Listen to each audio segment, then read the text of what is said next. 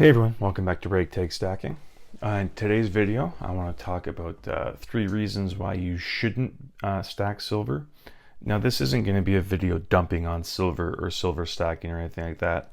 This is just going to be, 3 examples or situations or scenarios where it would probably be more beneficial for you to not go the route of stacking silver. But this isn't to say that it's a horrible idea or this and that. It's just giving these scenarios, and if you happen to be in that scenario or find yourself in this position at that time, it might not be the best idea to pick up a bunch of silver. But that's not to say that your situations won't change, or things in the future and things like that will the opportunity will come up where, okay, now it does make more sense for me to be stacking silver. So my first example, I think it's probably one of the most important ones, is it's a pretty bad idea to start stacking silver if you can't afford it. Now what I mean by that is, let's say you're living paycheck to paycheck. Everyone knows what that means, but if you're literally on Tuesday out of money, and Wednesday you're skipping lunch, and you might be running on an empty tank until the morning when you get your paycheck on Thursday, that's paycheck to the extreme. So if you're in that scenario, it doesn't really make sense to be moving money that you're most likely going to be pinching at the end of the month into an asset that isn't going to be giving you any return in the short term. You know what I mean? If you're to buy silver online, obviously we know, especially right now, the premiums are absolutely ridiculous and through the roof. So if you were to put money into this and then you get it, you're in the red. You're holding something that's not worth as much as it was yesterday or when you paid for it. You know what I mean? You have those premiums on top of it, and we all know that. Let's just say something happens where you need to have like $1,000 repair on the car or whatever it is, and you just ran out and picked up 2 tubes of American Eagles or something like that. So it's really not the best idea to be stacking silver if you find that you're in the financial situation where you are living paycheck to paycheck. And like I said in the beginning, if things change, let's say you get a raise or you find a new job and you're able to save money, put money away, put money aside, and you can create a budget for picking up silver or picking up gold, then that's the right time to do it. It's not like a permanent thing saying, hey, I can't afford it, so I'm never going to be buying silver. When you find that you're in that financial situation, you can go right ahead and start picking it up. But it makes more sense to wait for that rather than jumping into silver stacking because you saw some videos and say, hey, that's pretty cool, that makes a lot of sense, I'm gonna start doing this. You're just gonna want to make sure that financially you're sound. And that goes with like credit cards too. If you have an enormous credit card debt, or if you have student loans, or if you have car payments and this and that, ideally, you should be stacking debt free. But I understand stuff happens, especially student loans and things like that. So if you're consistently paying that off and you have savings in other places, like you have a savings account with your bank, checking account, this and that, if you find that you're managing everything well, and maybe you get points on credit cards, and you're paying it off each month, or you're trying to, you maybe miss a payment here or there, but things aren't getting out of control, then sure, you can start stacking, as long as you're realistically managing a debt that's not like $20,000 or something like that. So if you're seriously in debt, I would work on paying that down. And it's not a bad idea to be using credit cards on some of the online bullion dealers if you get like cash back or rewards from that, and you pay it off each month. Now the second reason I would say is if you don't have a safe place to store it, or if you don't have the room to store it in a safe way. Now there are some scenarios like, let's just say you're young and you see the stacking videos and you want to start up and build it up early, where you can see some of the old timers and OG YouTubers. They have thousands and thousands of ounces of silver, and you say, hey, I'm lucky, I'm young, I can start accumulating early. But like some 20-year-olds, if you're in college, or if you're a young 20-year-old with just starting a career, you might have a roommate or two. that might not be the best, most ideal place to have your silver metal, your precious metals. Even if it's in a safe in your closet, it's just there's a lot of variables that you might not have control over. I'm not saying that you'd be friends with anybody that would want to rip you off. Obviously you'd want to disconnect from anyone you think would be trying to rob you or rip you off. You wouldn't want to move in with them, but you're not going to be able to control the traffic coming into that place as much as you would if you owned your own house with a wife and a kid. If you have roommates, there's potentials for having people coming over for parties, girlfriends coming over, whatever it is. You can't always control the traffic coming in and out. And who knows, it could be like a friend of a friend coming in because they're at a party. There's like 20 people there. You can't always be sure who's there, who knows what. You could be saying to somebody that you're doing this, and the roommate just an offhand remark mentions that you're doing it, and they remember down the road and they can do this opportunity.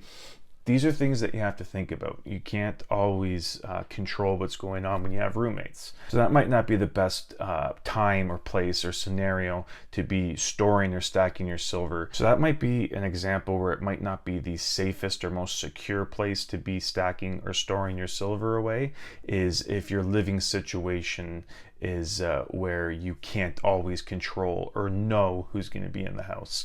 It's a lot easier to manage that. Like I said, if you're a homeowner, you own your home with your wife, and then if you have a family, couple kids, that's a lot more safer and secure, and you know exactly who's going to be there at what time and this and that, and you can have security setups, and just everything is obviously it's yours. You own the house. And things are a little bit more up in the air if you're just renting a place with some friends. It might not be the most advantageous or ideal place to be storing. So even if you own your own house, you might have a smaller house with a bigger family, and space and square footage in your house might be coming at a premium, and the wife is going to want to have storage space for kids' clothes and diapers and whatever it is. And not just that, you might need more room for certain things that's not precious metals and silver that's just sitting there collecting dust in a safe. It might not be the most efficient use of space in your house. So you wouldn't want to be saying, okay, I won't get the safe. I'm still going to be collecting silver and gold, but I'm just put it under my bed in a shoebox. Doesn't make sense. If you can't safely and securely put your stack away in a safe, in a hiding spot or wherever it is, or in your closet, it doesn't make sense to have it just out in the open or out where everyone can see it. So yeah, it's being able to safely and securely store your stack is definitely a reason why you shouldn't stack, is if you're in a scenario where you think this might not be the most secure environment. Now, number 3 is getting into stacking because you think it's like a get-rich-quick scenario. Now, there is potential for that in stacking with flipping and things like that.